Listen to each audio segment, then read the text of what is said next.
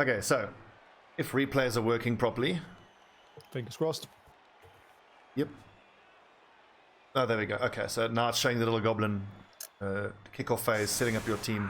You're the same now. Okay, Yes, cool. at So, some point. for those watching on YouTube, welcome to the commentary for the final of Stobbie's Viewer League 2. We have Coach Juodas Varnis with the Norse up against lLogiccz Snow White and 6 Dwarfs. To the surprise of exactly 0 people in this league, these guys are in the final. With me is the coach of the Skaven team, who was also eliminated in the semi-finals, the Exile. How are you, mate? Hello, I'm doing well, thanks. You? I think both of us are doing better than we felt after our semis, because, I mean, kind of implausibly, both of us were actually in with a shout. I don't know. Do you felt that you had, like, going into the game before the game started? Did you give yourself any chance of winning? To be honest, it was a real. I was really having to go for a Hail Mary. In my game, I went for spending all my money on one of those secret weapons, the spinny ball guy. Oh, and yeah. Because I was up against the Dwarfs, and I knew from playing the Dwarfs previously that it would be painful. Painful playing against the Dwarfs at any time, especially when you're a dodge-heavy team and everyone's got tackle block. But sadly, didn't get any knockouts, and despite the early score, couldn't hold on to it, as I think we're going to see in this match. I don't know the result yet. That Me centre neither. there is an absolute beast. Whew. I feel like if you're up against this Chorf team, what you want, ideally, is a big guy that has Claw and Mighty Blow and Frenzy. Oh, what do you have there? A Yeti with Claw and Mighty Blow and Frenzy. That's All it true. needs If is he gets that piling Yeti on. in the right place. But I mean, can the Yeti keep up? You know, he's this big, stupid animal, and that Centaur can run 9 squares if he wants to. Okay, so Ragnarok with the quick snap, so not as bad as a blitz. I've been getting blitzed quite a lot playing myself. It's incredibly frustrating, but yeah, okay. Waiting the pickup. So, we're busy watching Juodas Varnis looking to drive here. It is nice that he's able to sit up with the werewolf there, just to split up these linemen, because there's a fair amount of guard also on these line dwarves. Yeah, you can see here that lLogiccz really set up as best he could to avoid getting to scrap with the Norse, but the Norse bring the scrap to you. They should do, and I'll also point out that against the Norse, you're forced to stay in the center of the pitch. If you're ever on the side 2 lines, it's going to be surfs up. That's true, they've got several sources of frenzy, and sometimes, you know, even if you think, oh, I'm safe, everything can change really quickly if they get some sort of change. Oh, and the early foul. Oh, foul piling on. Oh, nice. Injury. Okay, give me a second. Just pause your replay for counter 3, and then, because I had to adjust a setting. 1 Mississippi, 2 Mississippi, and play again. Okay, cool. So now we're just busy seeing Juodas Varnis's runner failing to pick up the ball. A little frustrating, considering, I think, did he burn a reroll there? He did. He rolled a 1 and a 2. Oof. Classic. Good to see it. But then again, look, that runner does have blodge and sidestep, so man, it's a good scoring piece. That is there any strip ball on the Dwarfs? Don't see any. I can see, no. Good lord, that tackle Mighty Blow pylon berserker. That is scary. Like if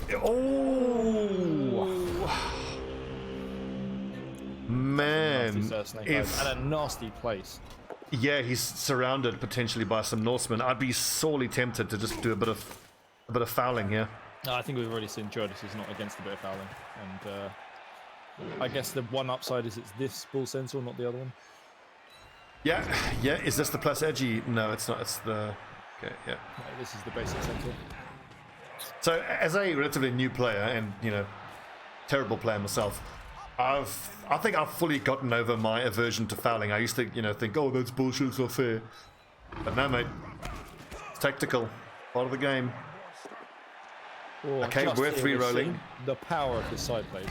That dwarf was nowhere near the side in the beginning. He pushed about 5 squares. That was double frenzy, basically. And APO having to get used on turn 2.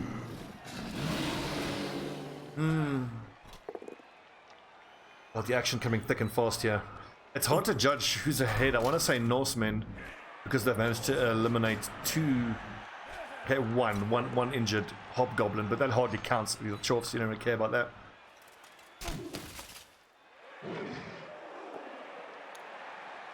Okay, we're throwing some single dice here, and a reroll has been used this turn already. But of course, he throws a pow because why wouldn't he?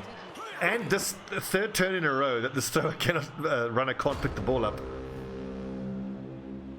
Oh, I think I'm a spot behind you. Hang on.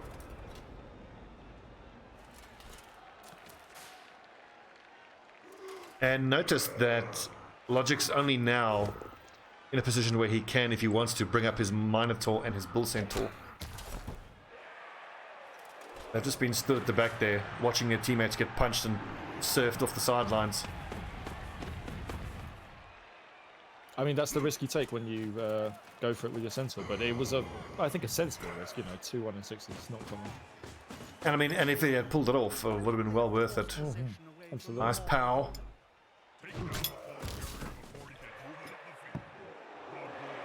I'll be interested to see how the Norsemen hold up in the punching game, because I've played a fair amount with the Skaven and I've played against a bunch of other 7AV teams, and they're not as fragile as you might think. I mean, this is a bit of a truism of Blood Bowl in general, but I mean, if the dice are with you, that 7AV doesn't really matter. It's true. I mean, I think one of the big things the Norse have, of course, that injury. mass block. Yeah. And mass block doesn't matter so much against the Dwarfs as it does against other teams. Hmm. That's the Minotaur out.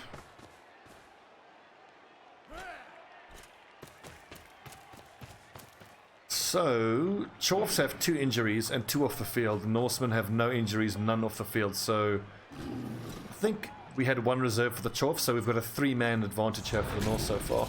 Looking good so far for Juodas Varnis. Can I just point out we have a dirty player there on the Norse?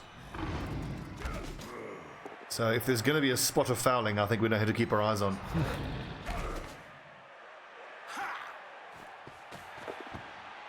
I have an Orc team that I was intending to build a few dirty players on, but then my lineman and my blitzer went and leveled plus edgy, so that's kind of changed, you know, the approach to that team. An elf team, really. Oh yeah. We's elves, boys. We's Orky elves.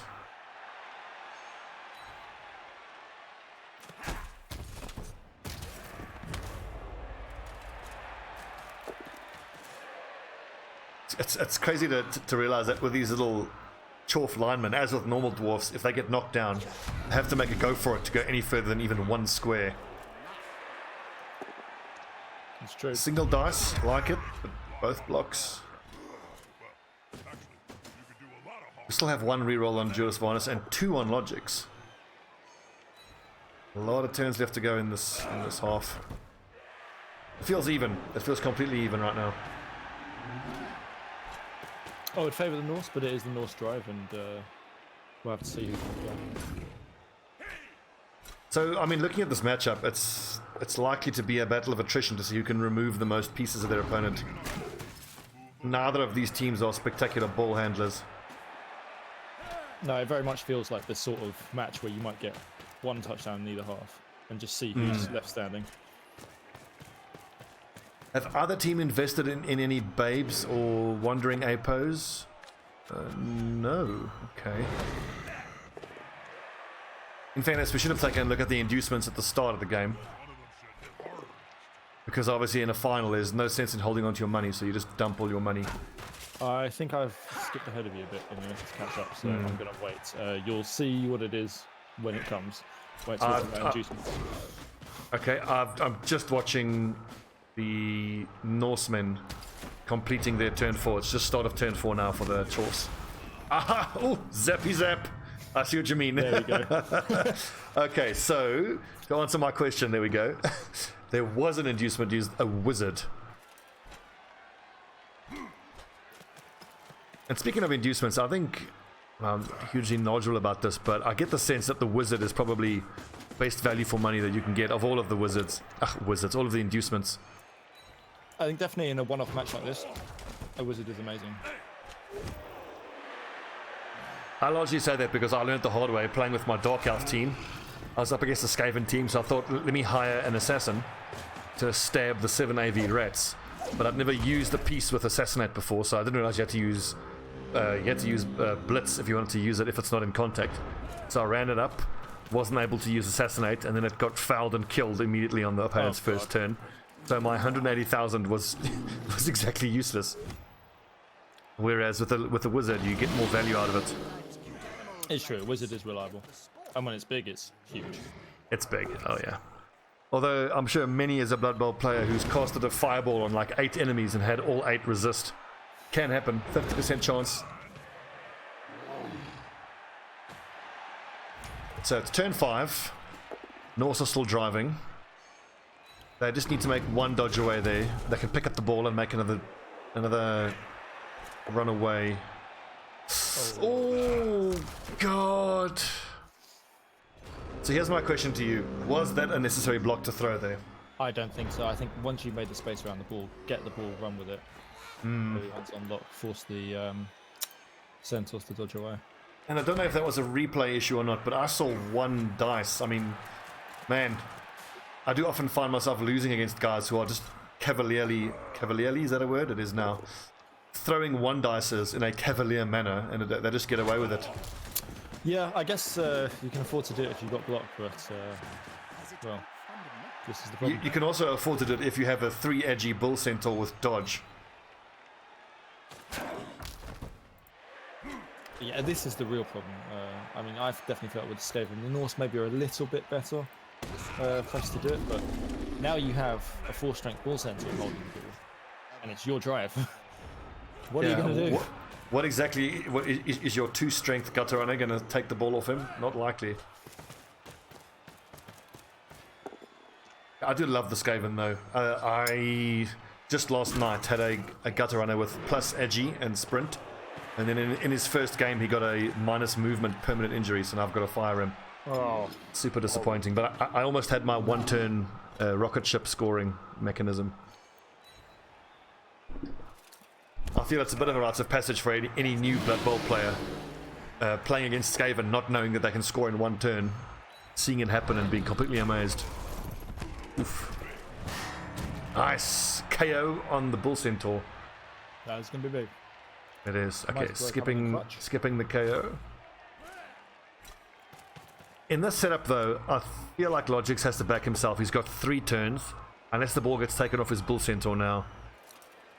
No, I think this is definitely, now that the bull centaur is on it, this is lLogiccz to steal, and even if he doesn't score, he's in a very strong position for the second half. He is completely surrounded though. And also, this is crucial, that little Chaos Dwarf blocker has guard. So now with a blitz, then he only has to make a 67% dodge to get away. Oh, and it fails! He rolls 2 2s and gets tackled for the turnover. I wonder if he couldn't have thrown a few more blocks before then, but it's always so risky when you absolutely have to move the ball to then be throwing blocks. I feel like he's really feeling his lack of numbers here as well. You know, he's got people on the field, but they're dwarves, and they're more than 3 squares away. So essentially, they don't exist. Yeah, and I mean also that Minotaur being taken out of the attack could be crucial as well, because that really it's a big bully of a piece. We didn't actually get to see that Minotaur in action. I would have wondered if that Minotaur was his best piece to give him the best chance of removing that Yeti. I mean, the Yeti does only have 8 AV, the same as the Minotaur, so pretty much an equal chance of injuring each other, notwithstanding the claw on the Yeti. Oh god. That is a big run.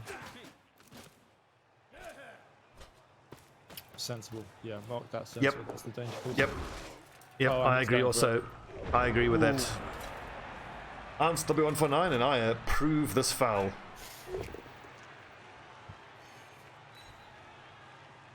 No score yet.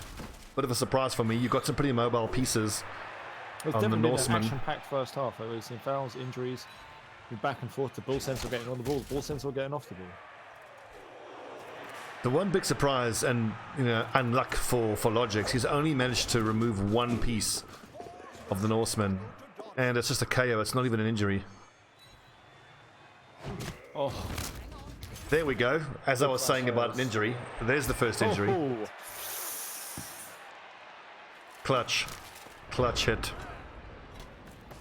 In terms of player of the tournament for individual pieces, I think you'd be hard pressed to make an argument that it's not that Bull Centaur.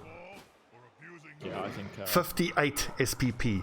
Snow White has definitely earned his place in the Hall of Fame. Is this block necessary?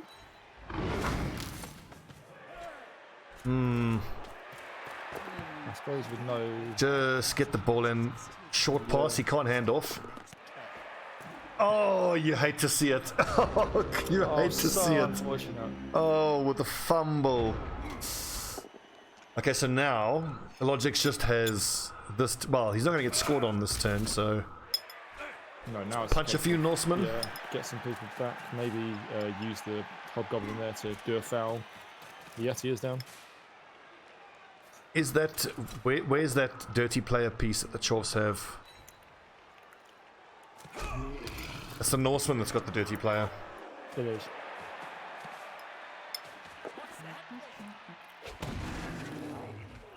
And there it is. It's a KO.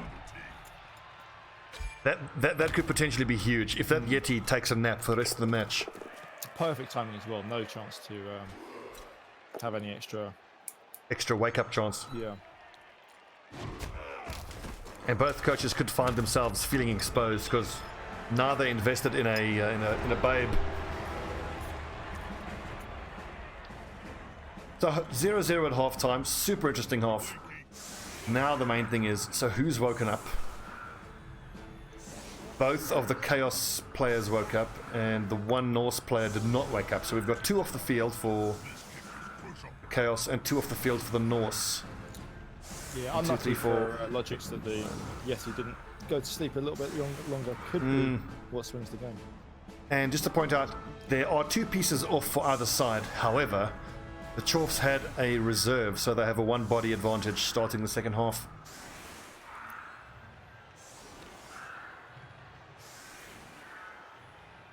So I'm just looking at Juodas's berserker called Skyforger. That's the one with Mighty Blow Tackle piling on. I don't think we saw him use piling on once in the first half, and the occasion didn't really present itself to get more out of that piece. He did do it in the very first round, I think, but after that I think he was busy berserking things off the edge of the ground, which is not the worst use of your berserker. Ooh, 4 rerolls to 2 could make a big difference. That's true. So now, why was that lineman not pushed flat against the line for follow-up hits? That one too. Is he maybe trying to claim 1 square of precious territory? It looks like he might be trying to centralise so that then he can make a cage on one of the flanks. Ambitious, but it could work. There's the POW.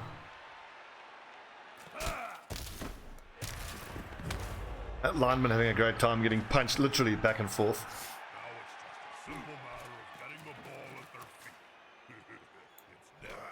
At least when you're playing against this Chaos team, there's no mystery as to who's going to go for the ball.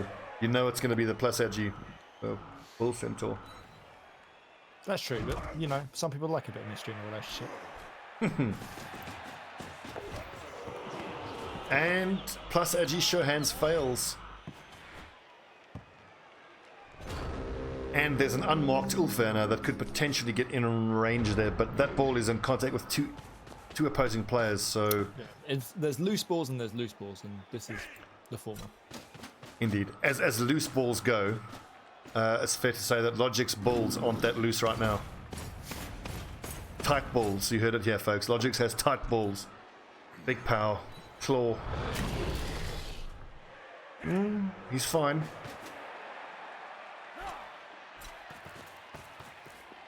I think what Juodas would have been hoping for is that Bull Centaur would have had Orcish armor, which anyone who's ever played the Orcs knows the 9 AV is a lie. It breaks so quickly. Trust the stone.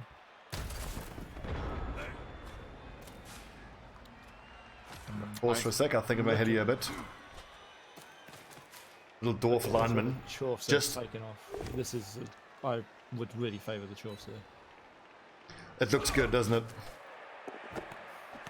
Ball is scattering, and no one seems able to catch it, but a little unlucky there. Actually, no, that's okay for the Dwarfs. That's landed right in front of his... Away here. It's not an unopposed track.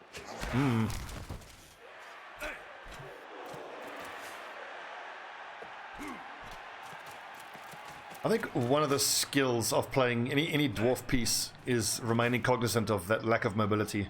I haven't played much dwarves myself, so it can be quite remarkable how quickly you can find them just literally left in the dust, unable to catch up and do anything.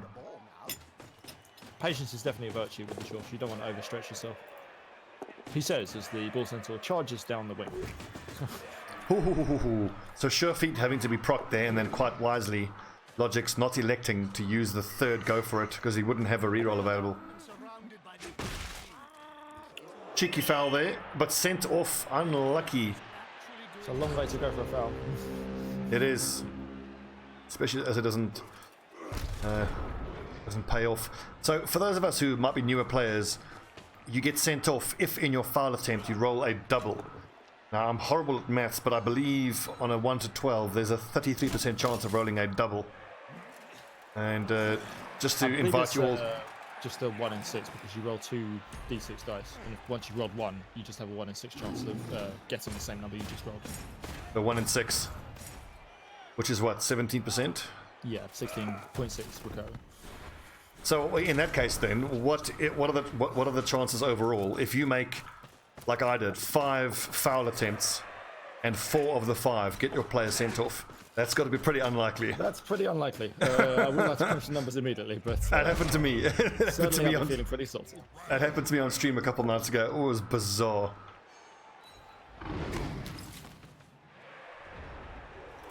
And so let's take a look at the strength here. That Bull Centaur has 4 strength, so he can have a 1 dice blitz on one of those 2 Norseman pieces, but he's got the Yeti there to help him. Now, in terms of risk management, if you want to make things as easy for your Bull Centaur as possible, you consider that now that the 2 pieces marking him have tackle, so he'll have the use of dodge. But then the question becomes, what's a safer dice roll? Do you move the Yeti up to have the Bull Centaur do the blitz, but then it's a 50% chance the Yeti does nothing? Or do you risk blitzing with the Yeti and it goes wild and you don't get any help? Well, this Bull Centaur I feel is going to escape here, is he not? Yeah, there he goes. Yeah, easy, huh? I mean, had the Bull Centaur stayed there, I think I wouldn't have... maybe I would have done the Yeti. I would have focused on trying to just frenzy him off the field. Not worry too much about the rest of it. I do like that, you know, it's a final. He wants to get points on the board at 0-0. He's elected instead of taking, you know, the best chance that he had there, just dodging away with dodge. 75% chance to get away. That's 2 chances to get a 67. And he's protected the ball now. There's Dwarfs around him. Oh, yet he stands there. I do think that the problem for Juodas here is that he didn't get that score in the first half. If he was, he needed it badly. A sense of really feeling the pressure. Whereas now, if this goes to a 0-0, the Dwarfs probably feel they have a long game.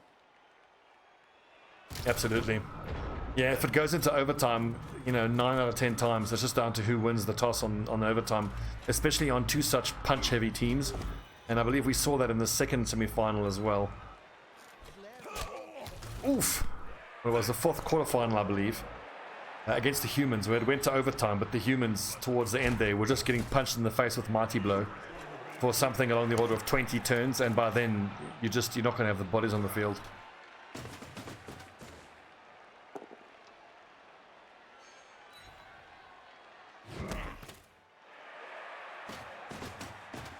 This looks good. This looks really good for our opening score.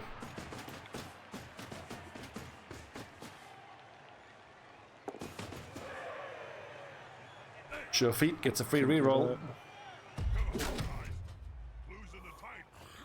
Sure feet's an interesting skill.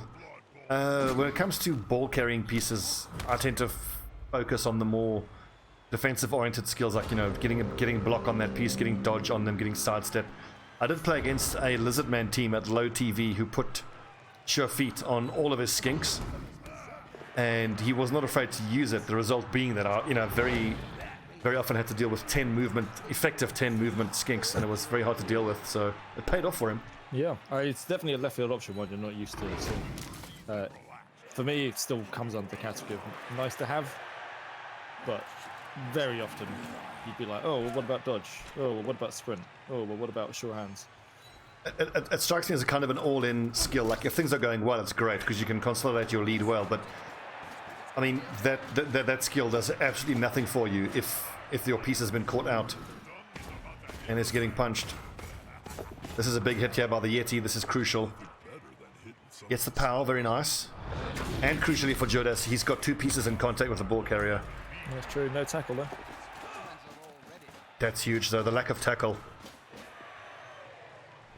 And that's a nice little touch at the end there, moving the Berserker into contact with the Bull Centaur, who could otherwise come up to blitz and support. It looks like lLogiccz knows, though, that there's no tackle on those 2 pieces. He's got dodge. It's a 75% chance to just scoot away on that little Bull Centaur. Ooh, I'm not sure about this block. Yeah, it's not a rush to score, but this seems like an unnecessary risk. Especially considering that if that had gone wrong, you'd have a Bull Centaur that could find itself getting surfed. But it's paid off nicely, though, for lLogiccz. And he's got the touchdown. Takes a lead with only 4 turns for the Norsemen to make something happen.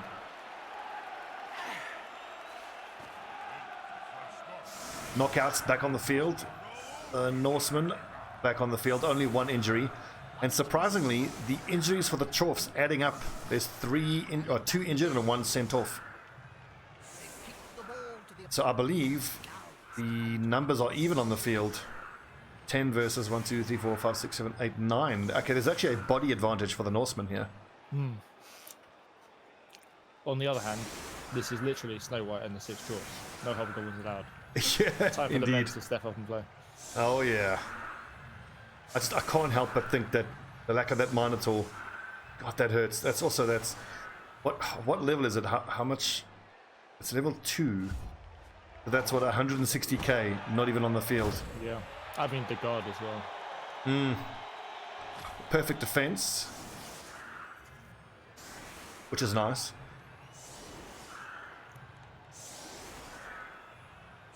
Definitely, so these coaches are well experienced and they know how to use events to their benefit.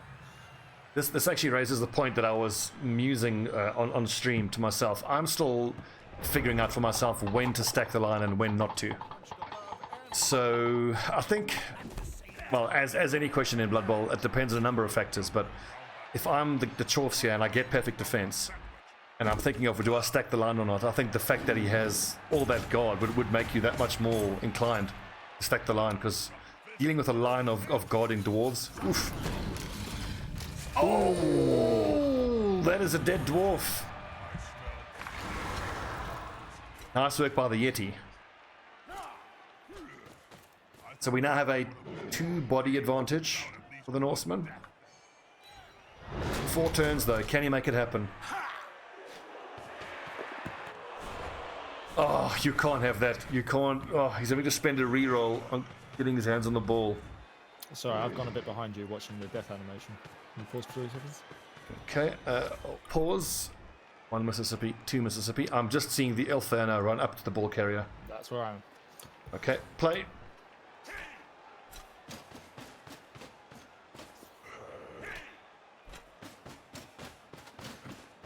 We have all the makings of a cage here, and crucially, the most bodies that the Dwarfs have are those little dwarves, and they're all the way on the other side of the field, but it's no small task getting past those 2 bull centaurs.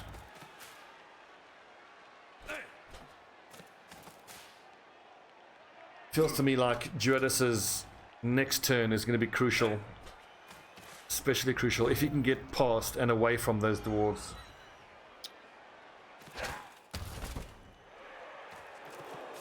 Seven AV, no armor break. Push. Do you ever feel like this is a chance where maybe Juodas goes for running backwards, going for a pass and running down that other flank, rather than trying to force his way through here? I don't like that, because you would have to... I mean, look, the thing is... Let me put it this way. If I was an elf team, that's always an option. The thing is, though, you've got 3 agi pieces, and doing that... I mean, look, Juodas just has to pick his poison here. what's harder to deal with, the bull centaurs or those 4 little dwarves? And if the suggestion is let's make a running play, it's crucial. That is crucial. That is the most important piece for the dwarves removed. That changes everything. Now I think the run up the left flank has just become... That's absolutely on the cards. And now, if Juodas just keeps marking those little dwarves on the right flank so they can't come to reinforce. Let's quickly take stock here. Just take a look at the injury box for the Dwarfs. It's not very often that you see Dwarfs with 3 injuries, 1 dead. Having lost the Dwarfs, this is his... Oh, hello. Oh my word! Grumpy, so Sneezy and Grumpy removed. I'm pressing skip at 5 on the death animation. This is the Norsemen's game to win, which I kind of want the Norsemen to win because they're the ones that beat me in the semi-finals. At least let me say I lost to the champions.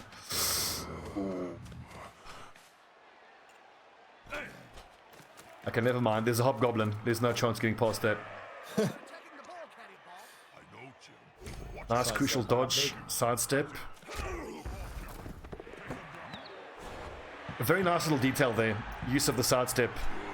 My inexperienced brain would have said take the sidestep to the sideline there to get you 1 square closer to scoring. Yet he elected to sidestep closer to his teammates, giving himself the better chance of having the ball scatter onto one of his teammates. It's details like that that are the difference between, you know, shite players such as myself and experienced players like these two here. They can make all the difference, and at a time like this you don't want to be leaving anything to chance. Okay, so we got 2 turns left. Can the Dwarfs get the equalizer? Oh, was that a blitz? It was not a blitz.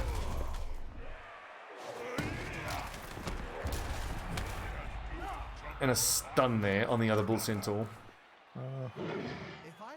Here comes the blitz.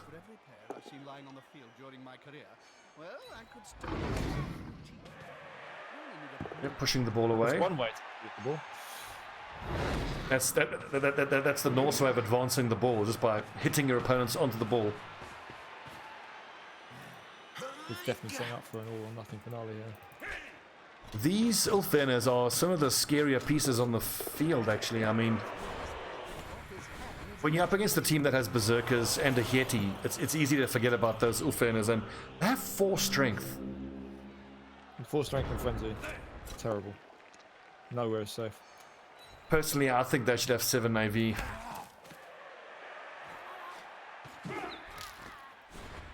Okay, is that worth re-rolling at this stage? I think it is. Really what he was hoping for there, I think, was to get hands on the ball and just hoy it up the field. Yeah.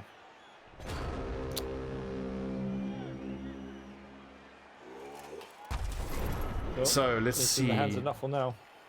Oh yeah, but you have to think the Norse have the advantage here. There you go. Yeah. Ball unobstructed. He just has to make a pickup. I will point out though, he doesn't have a reroll. And he doesn't need it. Oh, there it is. Nicely done. Clutch, absolutely clutch. Nicely done. And lLogiccz has to be spitting at that.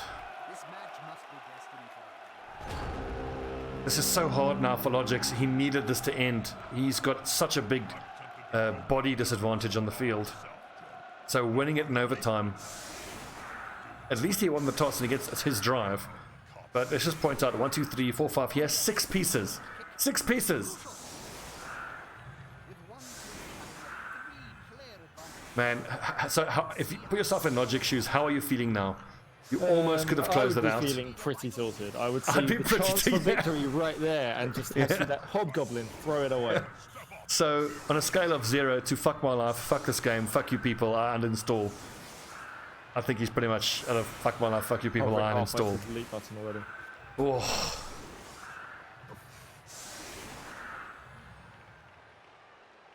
Well, so... And how does lLogiccz do this? And the only way...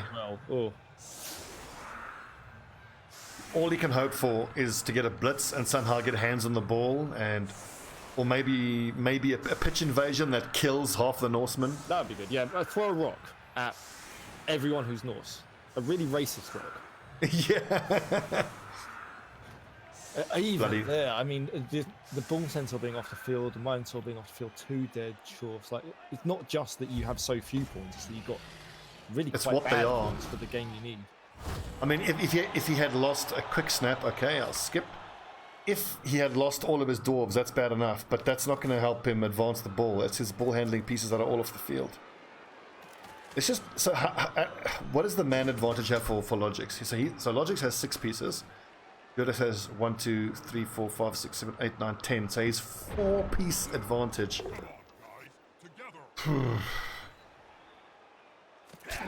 So as lLogiccz pointed out in chat here, he said it's time to roll 6s or lose. One thing we shouldn't forget though, there's no disadvantage you can't come back from if you just roll well enough and your opponent has rancid dice, you can still lose.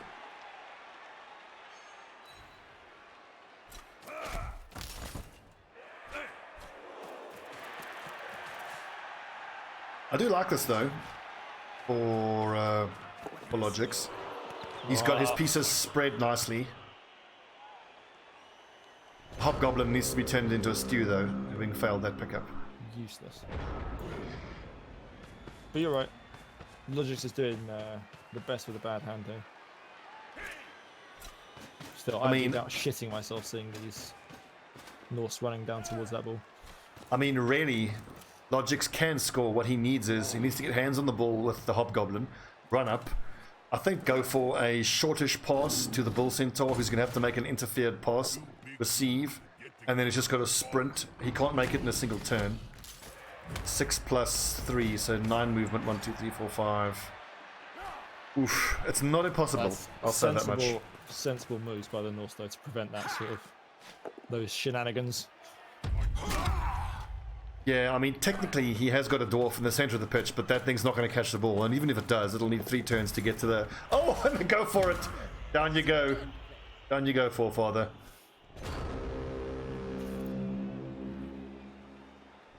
If I were a betting man, at the start of the game, I would have put my money on the Chorfs. But now, honestly, my opinion of who's going to win this is one back and forth. I'm really glad I didn't see the result before we logged in. I sort of like clicked the replay and avoided my seeing who'd done it. I did see the result, but I'm stupid and don't have a good brain, so I can't even remember what the result was. Oh, Hobgoblin!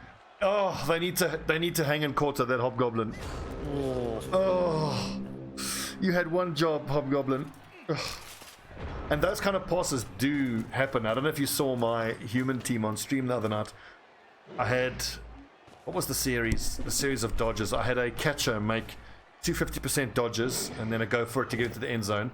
And then a lineman who had to go, he made a 50, a 50, a 67, a 67, a 17, and a 17. And they all worked. And I got the touchdown. So it can happen. A nice KO there. He's only down by 3 bodies now. The turnover though is huge. It's absolutely clutch. Bad, but now this is... It's clutch. That's an uncontested run for the Centaur, isn't it? If you can grab it. Yeah. All that Centaur has to do is get hands on the ball and run it in. He's got 9 movement. 1, 2, 3, 4, 5, 6, 7. You hate to say it, but is this the moment where comes down to Juodas loses it? Oh, he's got it. Oh, he's done it. Oh. And the Chorfs have won at a 3-man disadvantage. Well done. Absolutely brilliant. Well done. You have to applaud that. I mean, that's amazing. When that Hobgoblin threw it, that he was going to turn into mincemeat, but apparently he knew exactly what he was doing. Oh, man. Unbelievable. So from behind, Snow White and the 6 Chorfs, although at the end it was Snow White and the 4 Chorfs was all that was left. I think 4 Chorfs, 1 Hobgoblin, and a Centaur versus the world. Man, unbelievable. So let's take a look at the SPP doesn't matter. Let's look at some dice rolls, shall we? It feels like that was a pretty even... that wasn't a dicing by any means. So I'm looking at Reikland Reavers. I don't know, I've just seen Snow White's and... Hang on, so which one, the D6s or the D6s, block dice? That's Snow White.